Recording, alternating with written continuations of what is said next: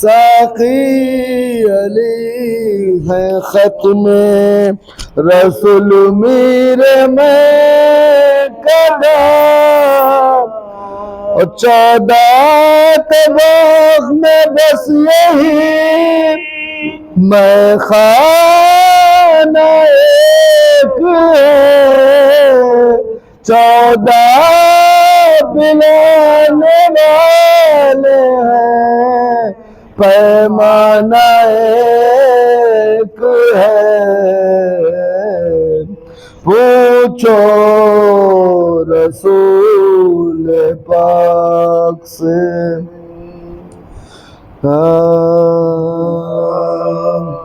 اقربا کٹ گئے جب شاہ کے باری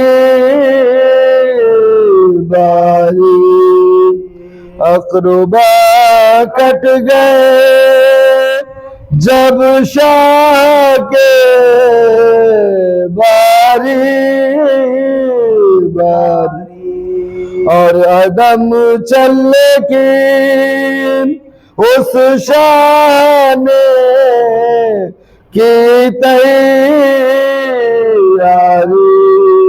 پردہ خیمے کا الٹ زینو لبایا باری، اور دیکھ مختل کی طرف کہتا تھا وہ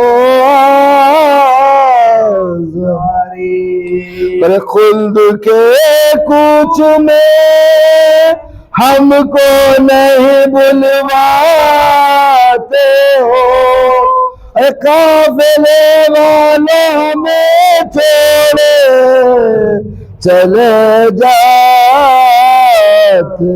ہو، اقربا کٹ گئے۔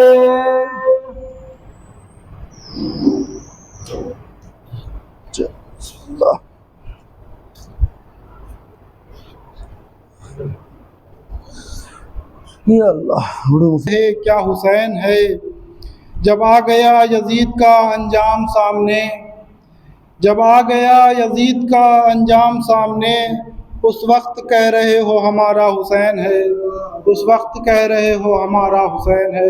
آرے صلوات۔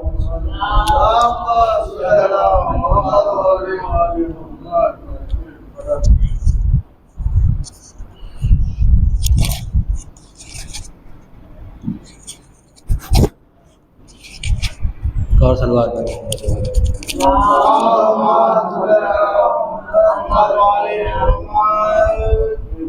لاغرو بے کسو لاچار سے کیوں ڈرتا ہے، لاغرو بے کسو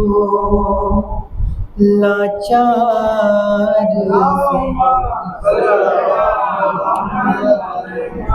کیوں ڈرتا ہے، لاغرو بے کسو لاچار سے کیوں ڈرتا ہے، وہ یہ تو بیمار ہے، بیمار سے کیوں ڈرتا ہے، تو اپنے دربار میں سجاد سے بیعت لے لے، تو حاکم ہے گرفتار سے کیوں ڈرتا ہے، تو حاکم ہے گرفتار سے کیوں ڈرتا ہے۔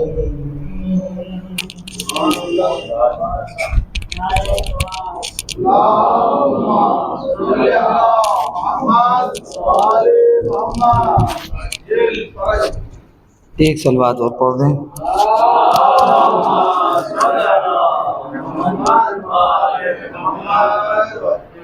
ایک مطلع اور 2-3 شعر حاضر خدمت ہے کہ انہی کے نام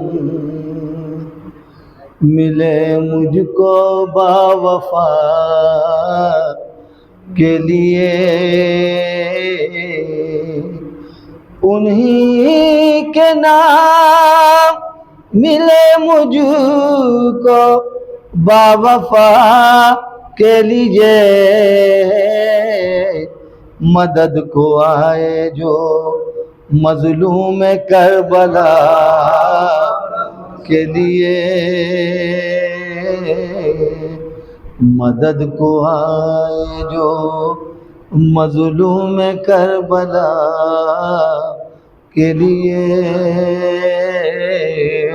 او حسین کاٹ کے رکھ دیں گے فرق بیعت کو،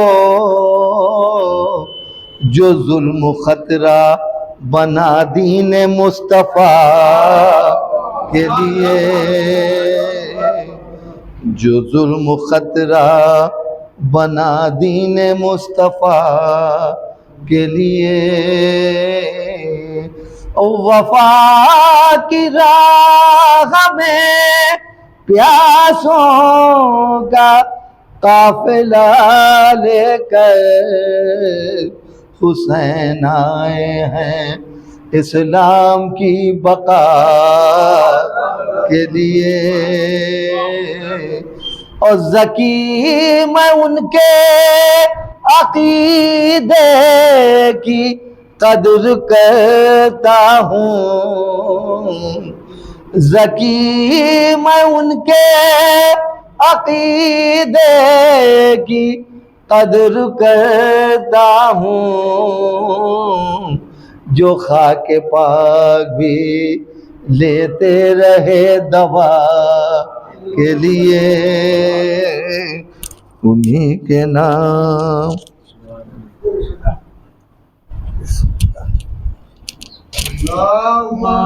صلی علی محمد وآل محمد وعجل فرجهم۔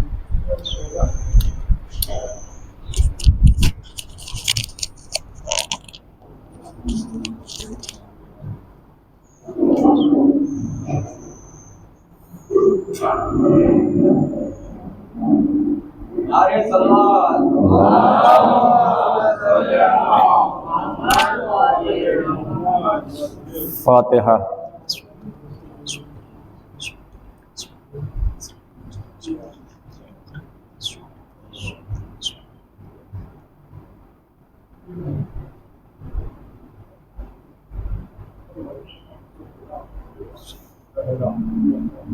اعوذ باللہ من الشیطان الرجیم، بسم اللہ الرحمن الرحیم، الحمد للہ علی ما انعم ولہ الشکر علی ما الہم، والثناء بما قدم من عموم نعم ابتداها وسبوغ آلاء یزداها وتمام منن والاها، جمع عن الحصاء عددها ونایا عن الجزاء امادها، وتفاوت عن الادراك ابدها وندبهم لاستزادتها بالشكر لاتصالها، واستحمد إلى الخلائق بإجزالها وصنع بالندب إلى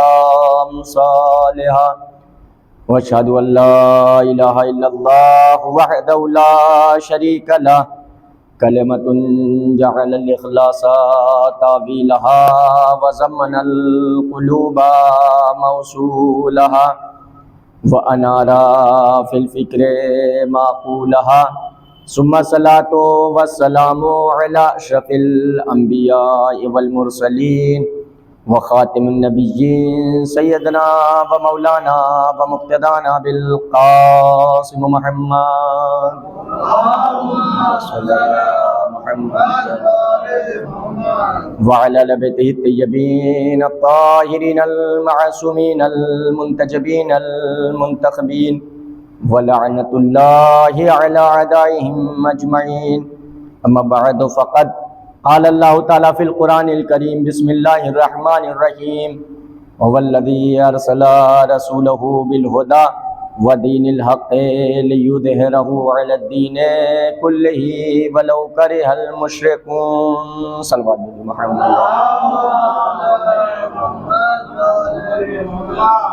قرآن مجید کا مشہور سورہ سورہ صف کی یہ آیت مبارکہ جس کی میں مسلسل تلاوت کا شرف حاصل کر رہا ہوں، مقام رسالت و اہل بیت رسالت کے عنوان کے تحت آپ تقاریر سماعت فرما رہے ہیں۔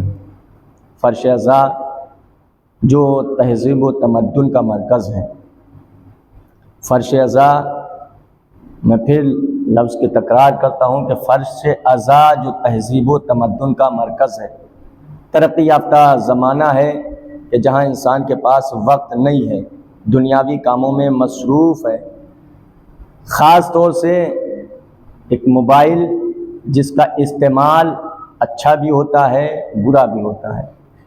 اکثر و بیشتر آج کے دور میں جوان اس کے ذریعے سے اپنا وقت ضائع کر رہے ہیں۔ میں نے کہا اس کا استعمال اچھا بھی ہوتا ہے برا بھی ہوتا ہے، لیکن بہت ہی کم لوگ ہوتے ہیں جو اس سے فائدہ حاصل کرتے ہیں۔ اس سے بہت کم لوگ ہوتے ہیں جو اس سے فائدہ حاصل کرتے ہیں۔ یاد رکھیے، گھر کی تہذیب فرش ازا پر نہ لائیے، فرش ازا کی تہذیب گھر میں لے جائیے۔ صلوات بھیجئے محمد و آل محمد۔ معذرت کے ساتھ میں اکثر یہ جملہ عرض کرتا رہتا ہوں۔ بہرحال کفر و الحاد و شرک کی گھنگور گھٹا چھائی ہوئی تھی، انسان معمولی بات پر ایک دوسرے کا خون بہا رہا تھا، انسانیت سسک رہی تھی، آدمیت کا دم گھٹ رہا تھا۔ فریاد انسانیت یا صدائے انسانیت باب اجابت سے ٹکرائی، لب قدرت پر مسکراہٹ آئی۔ اے انسان گھبرانا نہیں، ہم ایک ایسے کامل الانسان کو بھیجیں گے جو تمہارے لیے مسیح ہوگا، یا یوں کہا جائے اے انسان پریشان نہ ہو، ہم ایک ایسے کامل الانسان کو بھیجیں گے کہ جو تمہارے لیے ہی نہیں بلکہ کائنات کے ذرے ذرے کے لیے رحمت ہوگا۔ وہی کامل الانسان جب عرش سے فرش پہ آیا تو کفر و الحاد و شرک کے بادل چھٹنے لگے، انسانیت سسکتی تھی، انسانیت کو زندگی ملنے لگی۔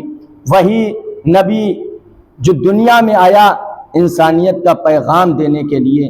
یاد رہے، مثال میں عرض کر دوں، چونکہ مقام رسالت اور اہل بیت رسالت کے عنوان کے تحت گفتگو آپ سماعت فرما رہے ہیں، وہی نبی آسمان سے زمین پر آیا شجر انسانیت کو ثمر آور کرنے کے لیے، یعنی انسانیت کا پیغام دینے کے لیے، ورنہ کیا ضرورت تھی کہ وہ نوری بستی کو چھوڑ کر خاک پر آ جاتا؟ کیا ضرورت تھی کہ نوری بستی کو چھوڑ کر پیغمبر اسلام خاک پر آ گئے؟ دیکھیں، ہم اس مثال کو بہت اچھی طریقے سے سمجھیں گے چونکہ ہمارا اس سے تعلق ہے۔ اگر ایک کسان ہے، اس کو اگر زمین کا ایسا خطہ دیا جائے، زمین کا ایسا ٹکڑا دیا جائے جس میں صلاحیت ہو، یعنی اچھی کھیتی ہو، جس میں نمو کی صلاحیت ہو، پیداوار کی صلاحیت ہو، اور اس میں کسان اپنی محنت و مشقت سے ایک باغبان تیار کر دے، تو اس میں کسان کی بھی تعریف ہوگی اور زمین کی بھی تعریف ہوگی۔ کیوں؟ اس لیے کہ زمین اچھی تھی، اس نے بھی محنت کیا تو باغ اچھا ہو گیا۔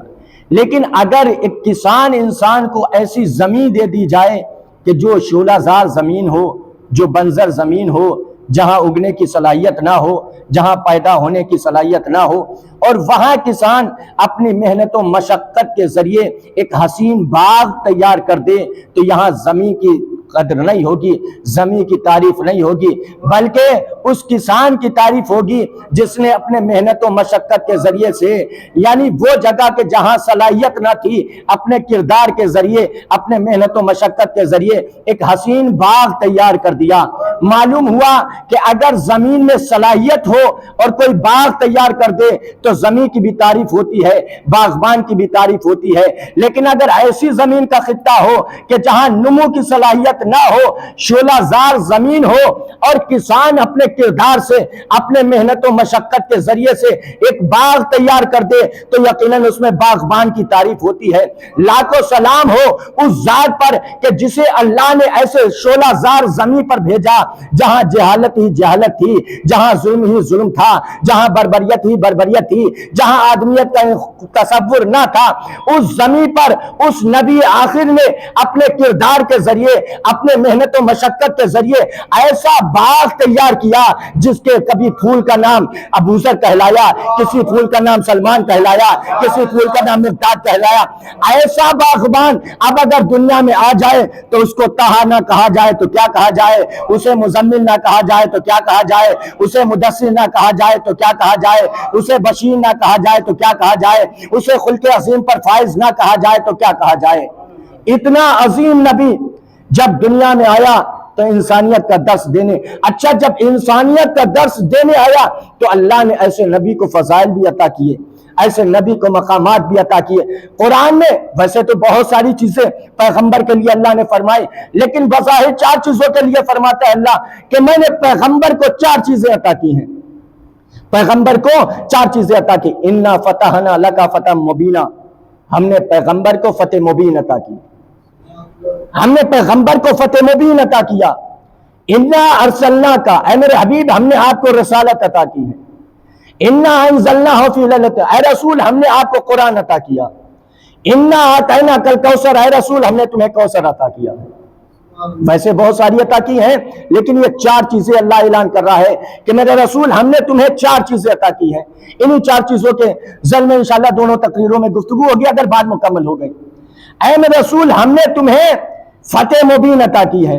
میں اپنے چھوٹے بھائیوں کے لیے عرض کر رہا ہوں، دیکھیں قرآن کے بارے میں سب بہتر جانتے ہیں، کوثر سے مراد کون ہے؟ 120 تقاریر میں آپ سنتے رہتے ہیں، کوثر سے مراد۔ رسالت کے بارے میں بھی البتہ میں صریحاً عرض کروں گا، لیکن فتح مبین کسے کہتے ہیں؟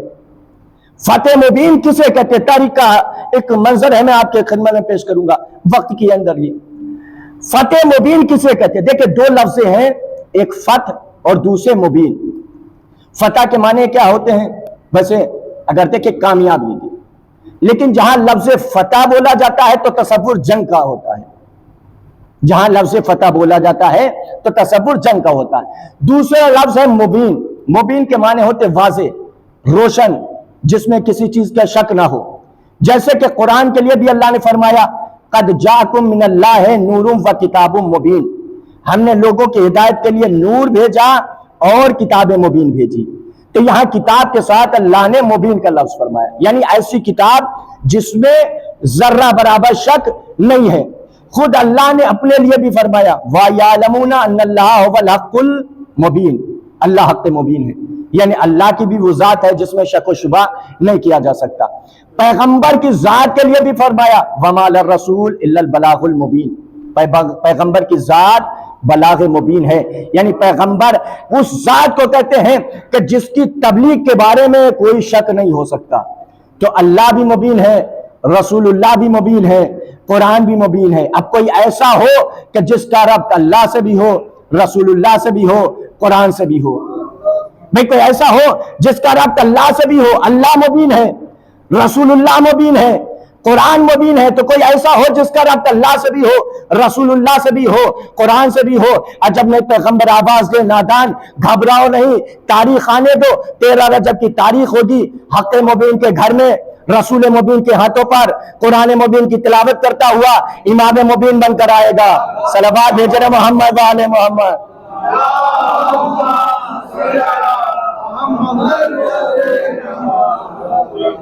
دیکھیں میں جلدی اس لیے پڑھتا ہوں تاکہ کم وقت میں زیادہ باتیں پہنچ جائیں، ورنہ ایک محدود وقت ہوتا ہے، بڑا مشکل مرحلہ ہوتا ہے۔ تو بہرحال ایک لفظ ہے مبین، مبین کے معنی ہوتے واضح، روشن۔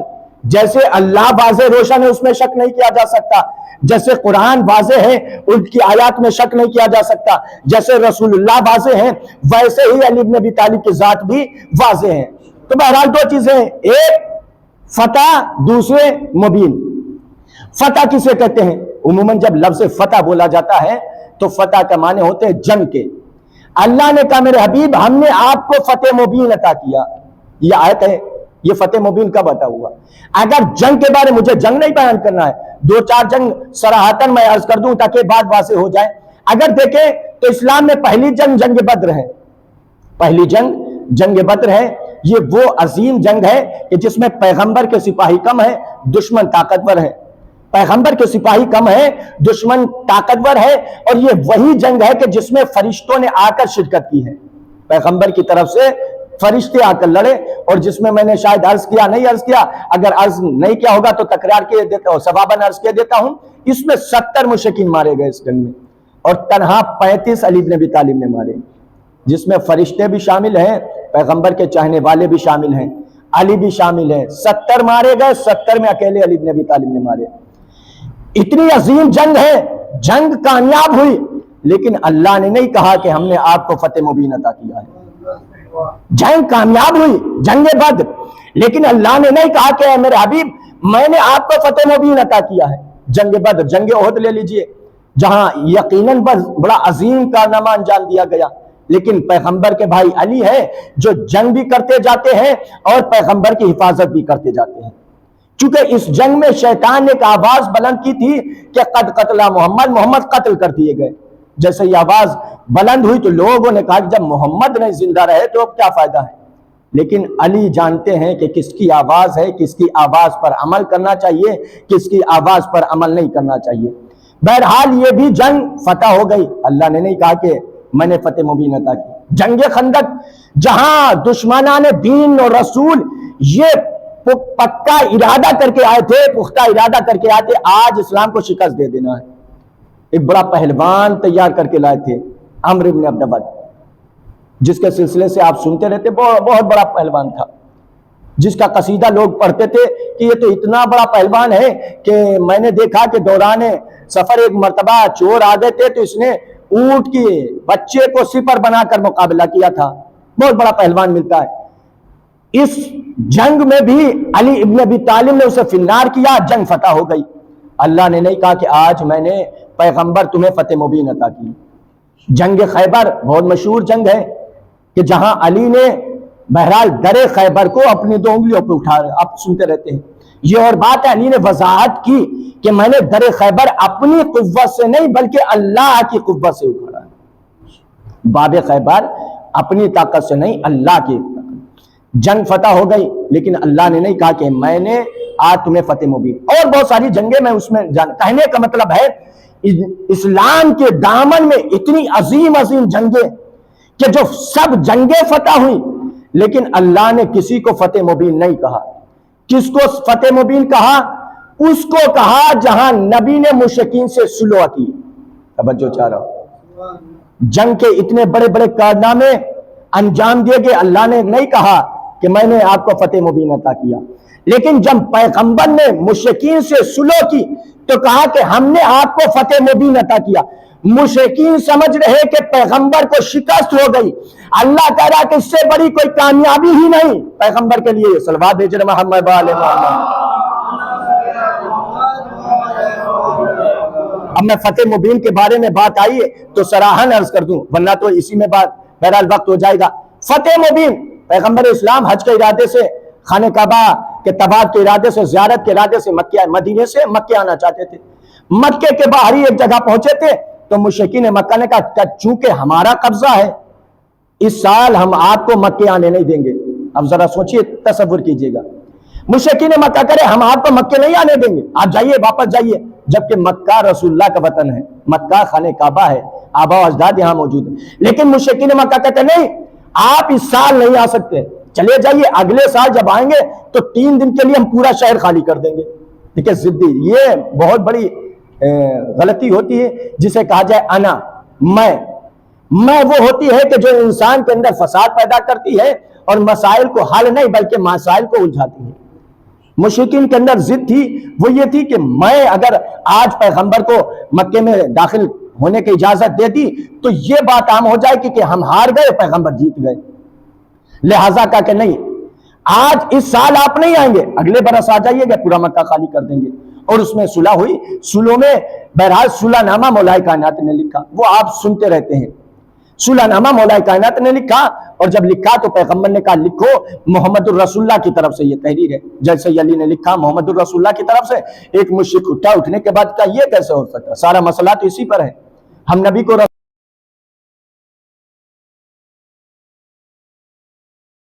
تو اللہ کے رسول کم مانتے ہیں، سارا مسئلہ اسی پر ہے۔ اب جب یہ سنا، دیکھیے پیغمبر اسے کہتے ہیں، پیغمبر بہرحال مستقبل سے واقف ہے۔ علی نام کاٹ دو محمد رسول اللہ، علی نے لکھ تو دیا ہے، لیکن اب نام کاٹنا علی کے لیے بہت مشکل ہے، اس لیے کہ اگر نام مٹا دے تو رسالت خطرے میں ہے، اور نہ کاٹے تو حکم رسول ہے۔ رسول کہتے ہیں تحریر کر دو، یقیناً رسول کہتے ہیں نام کاٹ دو۔ علی نے کہا یا رسول اللہ یہ کیسے ہو سکتا ہے کہ میں اپنے ہاتھوں سے اپنے دست مبارک سے آپ کا نام لکھوں اور کاٹ دوں؟ کہا کہ نہیں علی، میں تمہیں حکم دیتا ہوں، یقیناً علی کے علاوہ کوئی یہ کام انجام بھی نہیں دے سکتا، اس لیے کہ نام جس کا لکھا گیا وہ محمد الرسول اللہ ہے، نام جس کا لکھا گیا وہ محمد الرسول اللہ ہے، اور جو کاٹنے والا ہے وہ ید اللہ ہے، اس کے علاوہ کوئی کام انجام نہیں دیتا۔ بہرحال یہ نکتے ہیں جو آپ سنتے رہتے ہیں، لیکن بات آگے تو عرض کر کے بہرحال سنو مولا کائنات کی بات کیا تھی کہ اس سال آپ مکے میں نہیں آئیں گے۔ نبی نے کہا ٹھیک ہے نہیں آئیں گے، اچھا ہماری ایک شرط ہے، کیا شرط ہے؟ کہ ہمارا تمہارے پاس جائے گا تو واپس کرو گے، تمہارا ہمارے پاس آئے گا تو ہم واپس نہیں کریں گے۔ آپ ذرا سوچیں تو صحیح۔ نبی نے کہا ٹھیک ہے بہتر ہے، ہمارا اگر کوئی چاہنے والا تمہارے پاس جائے تم نہ واپس کرنا، تمہارا ہمارے پاس آئے۔ وہ سوچ رہے تھے کہ ہمارا واپس ہونا ہماری کامیابی ہے، اور پیغمبر سمجھ رہے تھے کہ ان کا واپس کر دینا ہماری کامیابی ہے۔ وہ تصور کر رہے تھے کہ ہمارا واپس آ جائے ہماری جیت ہے، پیغمبر کرے کہ ان کا واپس کر دینا ہی ہماری جیت ہے، اس لیے کہ ہمارا ان میں جائے گا تو پھر ہماری باتیں ان کے درمیان کرے گا، اگر ہمارا ان کے درمیان میں جائے گا تو ہماری باتیں کرے گا، ان کا ہمارے یہاں آئے گا تو بہرحال وہ اپنی باتیں کرے گا۔ نبی نے یہ بھی مان لیا، کہا کہ ٹھیک ہے ہم واپس جاتے ہیں۔ عزیزوں کو مصلحت کو نہ سمجھے، نبی واپس چلے گئے۔ اب جو دوبارہ مکے تشریف لائے تو کنڈیشن بدلی ہوئی تھی، آج کم افراد تھے، لیکن اب جب نبی آئے تو اتنی تعداد میں لوگ تھے، اسلام غلبہ پا چکا تھا۔ کل جو یہ کہہ رہے تھے کہ اے رسول آپ مکے میں داخل نہیں ہو سکتے، آج وہی سربا سجود ہو کر کہہ رہے یا رسول اللہ مجھے پناہ دیجئے، یا رسول اللہ مجھے کلمہ پڑھائیے، یا رسول اللہ مجھے اسلام قبول کروائیے، یا رسول اللہ میری جان کی حفاظت کیجئے۔ آپ نے دیکھا پیغمبر مصلحت کو جانتے تھے۔ روایت میں ملتا ہے کل جو منع کر رہے تھے آج وہی اسلام قبول کر رہے تھے۔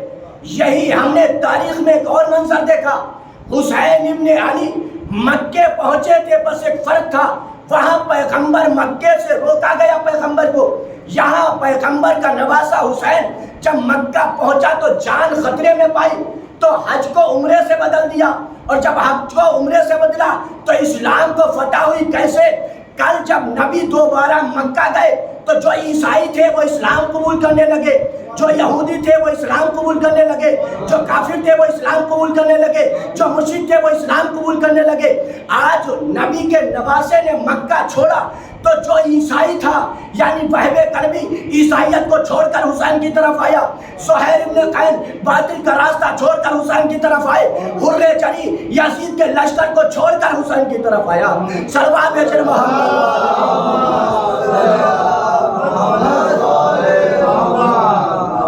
اسے فتح مبین کہتے ہیں۔ اللہ نے فرمایا اے میرے حبیب ہم نے آپ کو فتح مبین عطا کیا، انا فتحنا لک فتحا مبینا، اے میرے رسول ہم نے آپ کو فتح مبین عطا کیا۔ دوسرا کیا ہے؟ انا ارسلناک شاہدا ومبشرا ونذیرا، اے میرے رسول ہم نے آپ کو رسالت عطا کی، ہم نے آپ کو رسالت دی ہے۔ اے میرے رسول اگر یہ کافر آپ کو رسول نہ مانے تو نہ مانے، ان کے نہ ماننے سے رسالت کے لیے کوئی خطرہ نہیں۔ آپ کی رسالت کے لیے دو شخصیتیں کافی ہیں، آپ کی رسالت کے لیے دو گواہ کافی ہیں، ایک اللہ، دوسرے وہ کہ جس کے پاس علم کتاب ہے، جس کے پاس کتاب کا علم ہے۔ مقام رسالت تو اہل بیت رسالت، رسالت حبیب کو عطا کی، کافرین نے انکار کیا. اللہ نے کہا میرے رسول گھبراؤ نہیں, تمہاری رسالت کی گواہی کے لیے تو ہی کافی ہے. ایک اللہ, دوسرے وہ کہ جس کے پاس کتاب کا علم ہے. لیکن گواہی تو ہم بھی دیتے ہیں, گواہی علی نے بھی دی. بھائی گواہی دیتے ہیں کہ نہیں؟ نماز پڑھتے ہیں, اشہد ان محمد رسول اللہ کہتے ہیں کہ نہیں؟ بھائی کیا مطلب ہوا اشہد ان محمد رسول اللہ؟ میں گواہی دیتا ہوں محمد اللہ کے رسول ہے. گواہی ہم نے بھی دی, گواہی علی نے بھی دی, گواہی اللہ بھی دے رہا ہے. تو کیا سب کی گواہی برابر ہے؟ سب کی گواہی برابر نہیں ہے. بھائی ہم گواہ ہیں اعلان رسالت کے, کہ رسول نے اعلان کیا کہ میں اللہ کا رسول ہوں تو ہم اعلان کرتے ہیں, ہم گواہی دیتے ہیں. تو ہم اعلان رسالت کے گواہ ہیں, علی اطاعت رسالت کے گواہ ہیں. علی رسول کو رسالت مل رہی تھی, علی دیکھ رہے تھے. تو دوسری شے ہے رسالت. تیسری چیز ہے قرآن.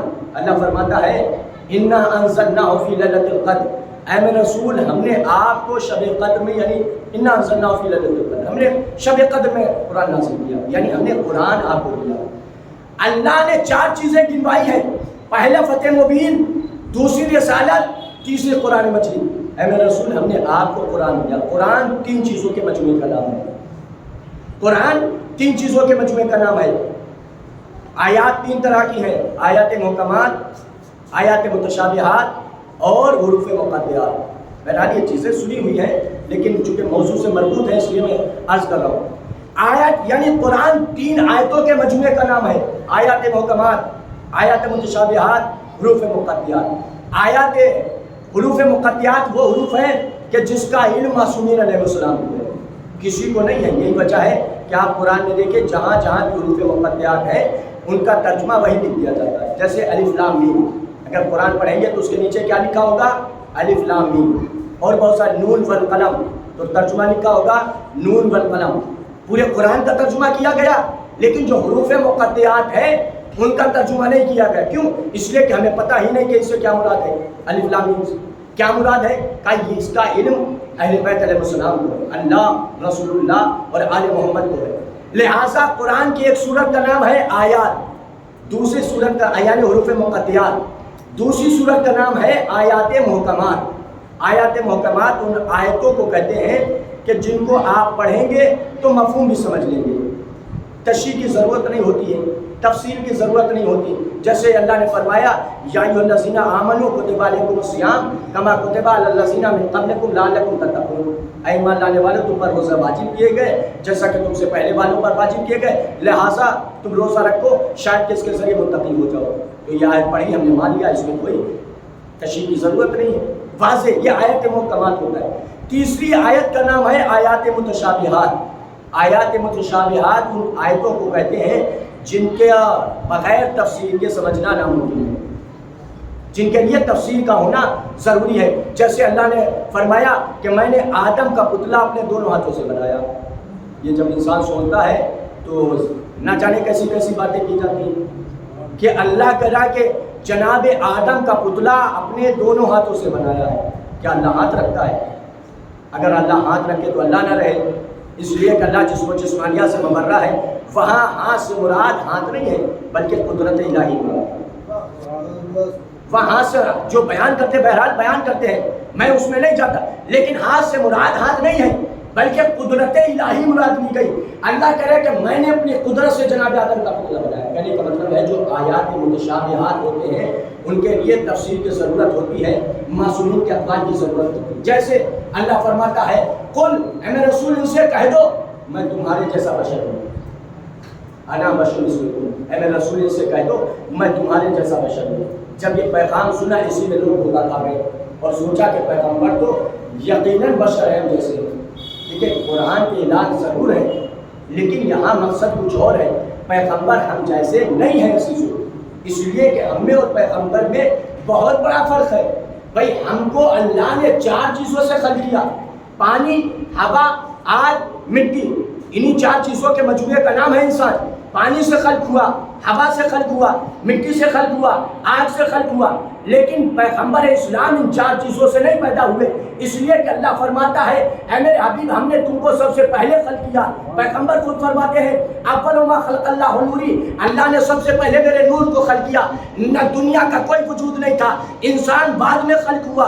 انسان کی خلقت 4 چیزوں سے ہوئی، پانی، ہوا، آگ، مٹی۔ پیغمبر اس سے پہلے خلق ہوئے، یعنی پانی نہیں تھا پیغمبر موجود تھے، ہوا نہیں تھی پیغمبر موجود تھے، آگ نہیں تھی پیغمبر موجود تھے، مٹی نہیں تھی پیغمبر موجود تھے۔ تو جب خاک نہیں تھی پیغمبر موجود تھے تو پھر خاکی بشر کیسے ہو سکتے ہیں؟ بھائی یہ اعلان ضرور ہے کہ اللہ نے کہا کہ کہہ دو میں تمہارے جیسا بشر ہوں، لیکن یہ سمجھانے کے لیے۔ اچھا اے اللہ تو نے پیغمبر سے کیوں کہلوایا؟ خود کہہ دیتا مسئلہ آسان ہو جاتا، جیسے قرآن میں خود فرمایا ہے کہہ دیتا کہ محمد تم جیسے ہیں، محمد بشر ہیں، لیکن کیوں کہا کہ میں نہیں پتا۔ مثال سے بات عرض کر دوں، دیکھیں اگر چھوٹا کسی بڑے کے بارے میں کہتا ہے تو وہ دلیل نہیں بنتی، وہ سند نہیں بنتی، لیکن اگر بڑا کسی چھوٹے کے بارے میں کہتا ہے تو وہ سند بن جائے گا۔ مثال کے طور پر میں مجلس پڑھ رہا ہوں، کسی نے کہا کہ جاہل ہے، اگر بچہ کہے گا تو ہمارے لیے سند نہیں بنے گا، لیکن اگر کوئی عالم اور کوئی مجتہد اور مجھ سے بڑا آ کر کہتے کہ واقعی یہ جاہل ہے تو یہ میرے لیے سند ہو جائے گا، اس لیے کہ بڑا میرے بارے میں کہہ رہا ہے۔ اب سمجھے کہ اللہ نے رسول اللہ کے بارے میں کیوں کہا؟ اگر رسول کے بارے میں اللہ کہہ دیتا تو یہ رسول کے لیے سند بن جاتی، لہٰذا اللہ نے رسول اللہ سے کہلوایا اے رسول تم کہو تاکہ تمہارے لیے سند نہ بنے، اور جب بھی میں تمہارے لیے کہوں گا تو کبھی طٰہٰ کہوں گا، کبھی مزمل کہوں گا، کبھی مدثر کہوں گا، کبھی بشیر کہوں گا، تاکہ میں کہتا جاؤں تمہارے لیے القابات بنتے جائیں۔ صلوات بھیجے محمد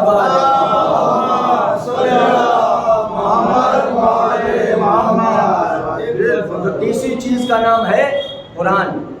اللہ نے 4 چیزیں عطا کی ہیں، فتح مبین، رسالت، تیسری چیز ہے قرآن مجید، چوتھی چیز ہے انا آتیناک الکوثر، اے میرے رسول ہم نے تمہیں کوثر عطا کیا۔ اب ذرا امتیاز کیجیے گا، اب اس تیسری چیز کی تشریح جو بہرحال اسی مجلس میں کروں گا، لیکن اشارتاً عرض کر دوں وقت تقریباً ہو گیا ہے۔ انا آتیناک الکوثر، اے میرے رسول ہم نے تمہیں کوثر عطا کیا۔ دیکھیے اللہ نے کہا کہ میں نے تمہیں فتح مبین عطا کیا، اللہ نے پہلے خوشخبری نہیں سنائی، اللہ نے بشارت کے طور پہ نہیں فرمایا۔ اللہ نے کہا کہ میں نے تمہیں قرآن عطا کیا، اللہ نے پہلے بشارت نہیں دی، خوشخبری نہیں سنائی۔ اللہ نے کہا کہ میں نے تمہیں رسالت عطا کی، اللہ نے خوشخبری نہیں سنائی۔ لیکن جب یہاں کوثر کی بات آئی تو پہلے اللہ نے خوشخبری سنائی، اللہ نے بشارت دی۔ ارشاد ہوتا ہے فَلَسَوْفَ يُعْطِيكَ رَبُّكَ فَتَرْضَىٰ، اے میرے حبیب ان قریب میں آپ کو وہ دولت دوں گا جس کے عطا کرنے سے آپ خوش ہو جائیں گے۔ یہاں خوشخبری سنائی جا رہی ہے، یہاں بشارت دی جا رہی ہے، اے میرے رسول ان قریب میں آپ کو وہ دولت دوں گا کہ جس کے عطا کرنے سے فترضا آپ مجھ سے راضی ہو جائیں گے۔ دیکھیں کائنات میں جو بھی ہے وہ اللہ کی رضا چاہتا ہے، کائنات میں جو بھی ہے وہ اللہ کی رضا چاہتا ہے، چاہے انبیاء ہوں، اولیاء ہوں، آدم ہو، انسان ہو، چرند ہو، پرند ہو، سب اللہ کی رضا چاہتے ہیں۔ یسبح للہ ما فی السماوات و ما فی الارض، زمین و آسمان میں جو کچھ ہے وہ اللہ کی تسبیح کرتا ہے۔ تسبیح کیوں کرتا ہے؟ تاکہ اللہ کی رضا چاہیے، یعنی ہر ایک کو اللہ کی رضا کی ضرورت ہے۔ تو کائنات کے ذرے ذرے کو جس کی رضا کی ضرورت ہو، کائنات کے ذرے ذرے کو جس کی رضا کی ضرورت ہو اسے محمود کہتے ہیں، محمود کو جس کی رضا کی ضرورت ہو اسے محمد کہتے ہیں۔ صلوات بھیجے محمد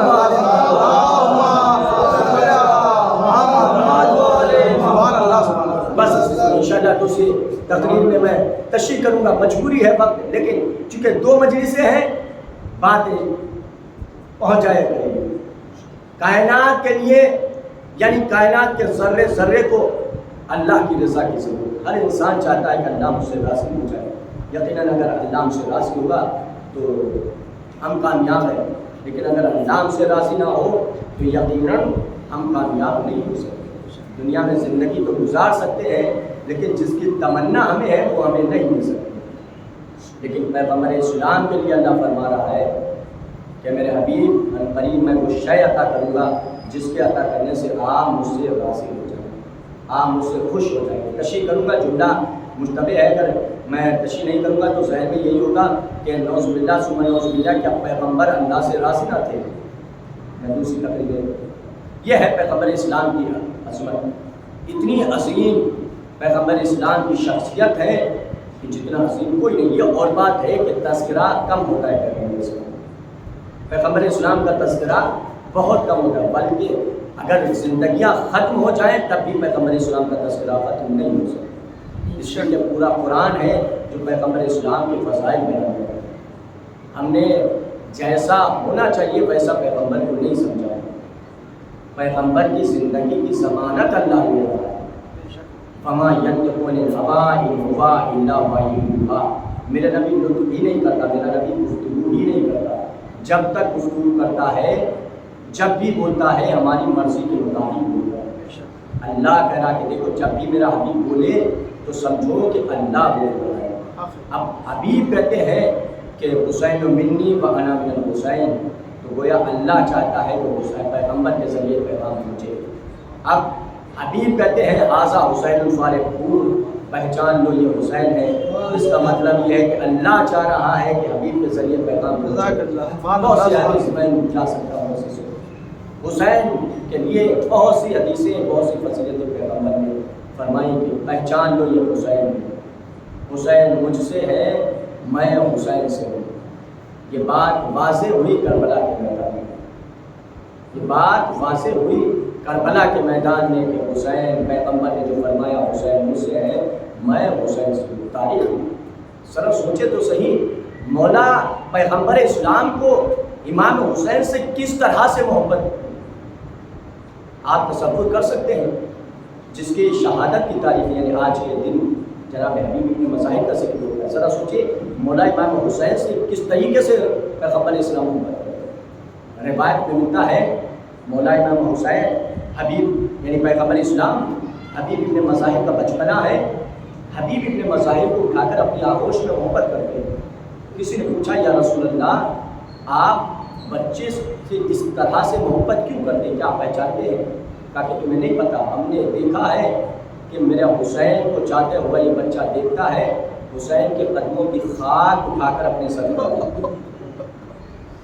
حسین کے قدموں کی خاک اٹھا کر اپنے سر پر، اسے کہتے ہیں حبیب ابن مظاہر۔ معمولی شخصیت نام نہیں ہے حبیب ابن مظاہر۔ روایت میں ملتا ہے، ذرا عظمت کو سمجھیے حبیب ابن مظاہر کی، جب پرچم تقسیم کیے گئے تو ایک پرچم باقی نہیں گیا۔ کسی نے پوچھا فرزند رسول یہ ایک پرچم کس کے لیے ہے؟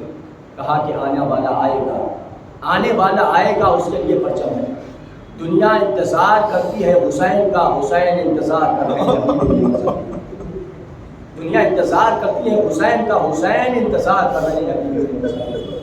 روایت میں ملتا ہے کربلا کے صلیب پر حسین کا قافلہ پہنچ گیا، دشمن کی طرف سے قافلہ آ رہا ہے، دشمن کی طرف سے لشکر پر لشکر آتے ہیں لیکن حسین کی طرف سے کوئی۔ بی بی زہرا نے خطیب آل محمد بیان فرماتے ہیں، بی بی زہرا نے فرمایا بھیا کیا اس عالم غربت میں ہمارا کوئی مجلس و مددگار نہیں ہے؟ حسین فرماتے ہیں بہن کون ہے اس عالم میں ہماری مدد کرے، اس عالم غربت میں کون ہے جو ہماری مدد کرے گا؟ زینب نے کہا بھیا نام میں بتاتی ہوں، بولا آپ لیجیے، بتاؤ بہن۔ کہا کہ اسے بلائیے جو مجھے بہن کہتا ہے تمہیں بھیا کہتا ہے، آپ کے بچپن کا دوست حبیب ابن مظاہر۔ خط لکھا، خط کا مضمون کچھ اس طرح تھا، من حسین ابن علی ابن ابی طالب الی رجل الفقیہ حبیب ابن مظاہر۔ یہ خط حسین ابن علی ابن ابی طالب کی طرف سے رجل فقیہ حبیب ابن مظاہر کے نام۔ اس کے بعد یہ میں نے جملہ پڑھا نہیں لیکن ذاکر سے سنا ہے، شہزادی زینب نے فرمایا بھیا ایک جملہ میری طرف سے اضافہ کر دیجیے، کیا بھیا آپ اس میں تحریر کر دیجیے حبیب آنے میں تاخیر نہ کرنا، حبیب آنے میں جلدی کرنا۔ حسین نے خط لکھا، خط لکھنے کے بعد قاصد کے حوالے کیا۔ ان روایت میں ملتا حبیب گھر میں تشریف فرما تھے، کسی نے تقل بات کیا، حبیب نے پوچھا کون؟